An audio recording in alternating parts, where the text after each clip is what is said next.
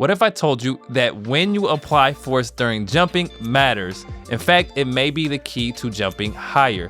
Today, we're breaking down a study that looked at the ground reaction force patterns, or the force time curve, during counter movement jumping, and how the best jumpers apply force earlier to maximize their explosiveness or jump height. If you're a coach, an athlete, or just a strength professional, this is something you need to know to train your athletes to jump higher with better mechanics and efficiency. So let's dive into the science, and most importantly, explain how you can apply this information to your training and rehab programs to better prepare your athletes. Let's explore. Jumping ability is a critical performance measure across multiple sports. Think basketball, volleyball, track and field, you name it.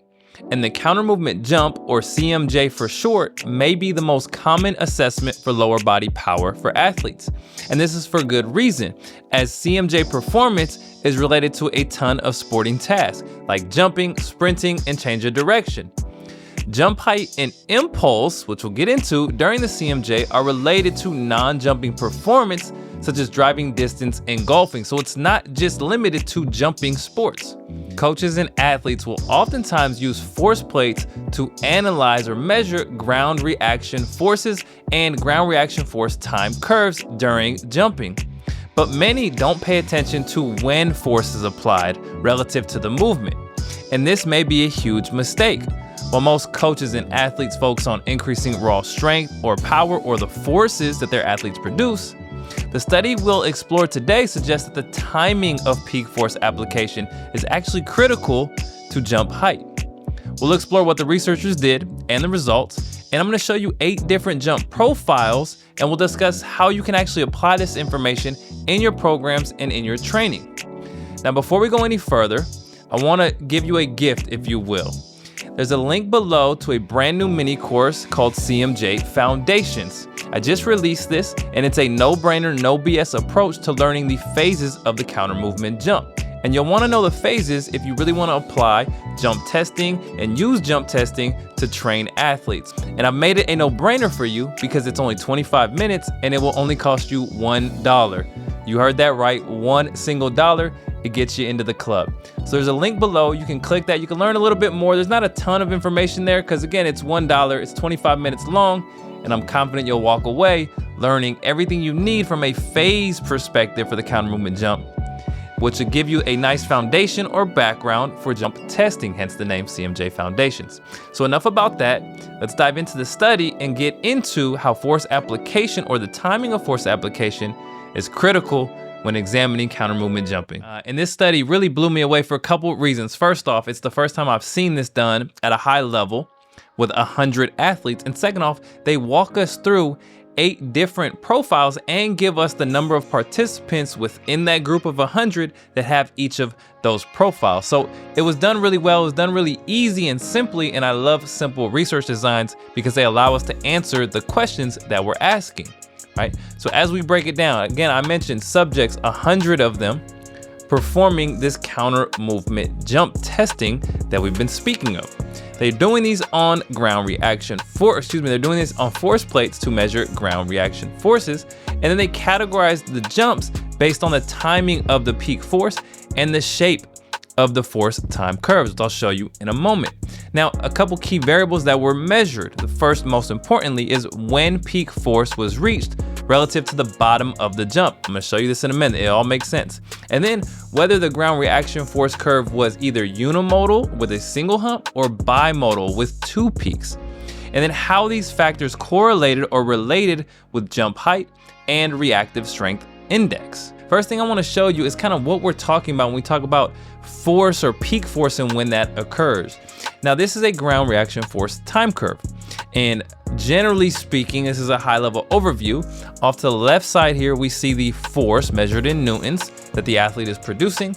And then down at the bottom here, we have time just kind of ticking away. And so in this case, this counter movement jump took 3 seconds because we can see it ends, a little bit less than 3 seconds. We see it ends there.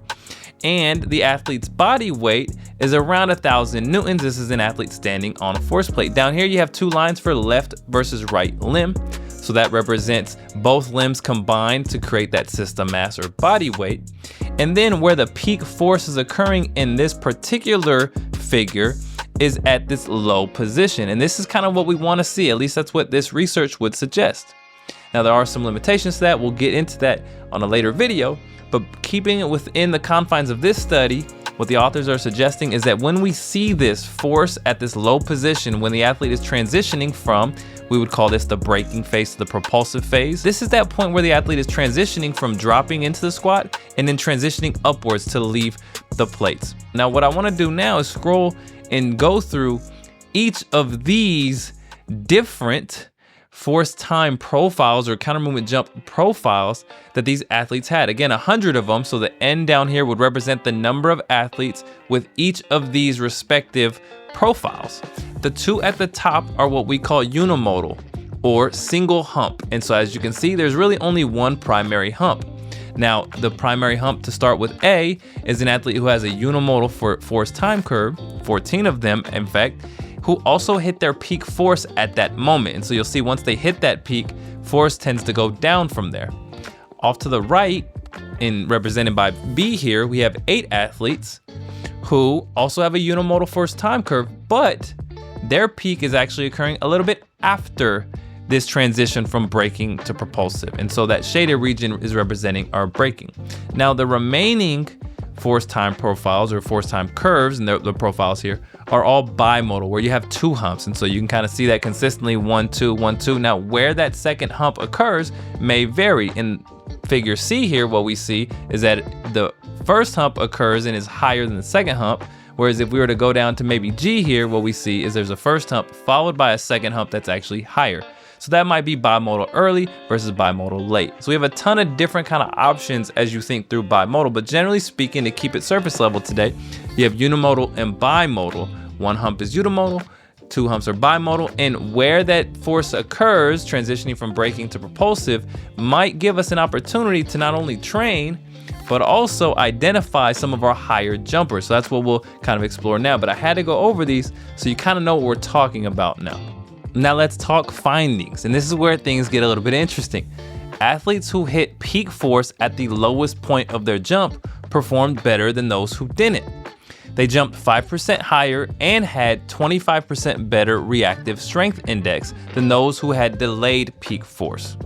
Stronger jumpers were far more likely to reach peak force at that bottom of that counter movement jump position, while weaker ones showed a delayed force or delayed peak force or had a second peak that was higher than the first, right? Going back to that bimodal late force time curve profile.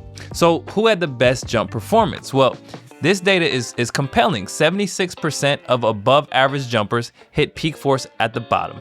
50% of average jumpers did the same, yet only 37% of below average jumpers actually hit their peak force at that bottom position. So what this tells us is that the best jumpers don't just produce a lot of force, they time it correctly to maximize their elastic energy and their force transfer between that braking and propulsive phase. All right, so what does all of this mean? Let's talk practical application and how we can actually take this information and apply it in our training programs or our rehab programs for our athletes. I'm gonna give you a couple key areas. We'll talk through 4 different ways we can use this. The first one, we're gonna wanna train eccentric strength, right? And understanding that that peak force is occurring at that bottom of that position, eccentric strength is gonna be huge. To hit that peak force, you're gonna wanna be able to actually create a ton of force prior to and at that point. Things like pause squats can play a role, but also eccentric emphasis tempo squats, right? 3 to 5 seconds to lower and then a controlled explode out of that bottom position. Number 2, let's improve rate of force development. Faster transitions may be better for our jump efficiency. Again, moving from that braking to the jumping. You could try things like drop jumps or depth jumps, or even isometric holds in these different positions might allow us to create specific strength for that transition. Number 3, let's just monitor our jump profiles. If you have force plates, it's the easiest way to do it. Collect the data, look at the data. You can look at the force time curves visually. You can also look at the metrics specifically. Finally, we can use lightly loaded jumps to reinforce the mechanics. Things like trap bar jumps or loaded CMJs are gonna play a role. Now let's talk final takeaways as we round this thing up. Jumping higher isn't just about getting stronger, although impulse and force will play a role, undoubtedly. But the timing of when you apply that force is gonna be critical. What we see from this research is the best jumpers reach their peak force at the lowest position of their CMJ, right before they transition from that braking to that propulsive. So hitting peak force too late is likely going to result in less efficient jumps. You can train this by focusing on the things we've talked about: eccentric strength, RFD, jump mechanics. Monitor all of it with force plates if you can. And if you're working with athletes, start tracking this stuff and applying it in real time, not just jump height. Although jump height is critical, we want to unpack that a little bit further. All of this can be the missing pieces to unlocking higher jumping performance. If you want more research-backed insights and performance stuff just like this, it's simple. Hit the subscribe button and I'll see you next time.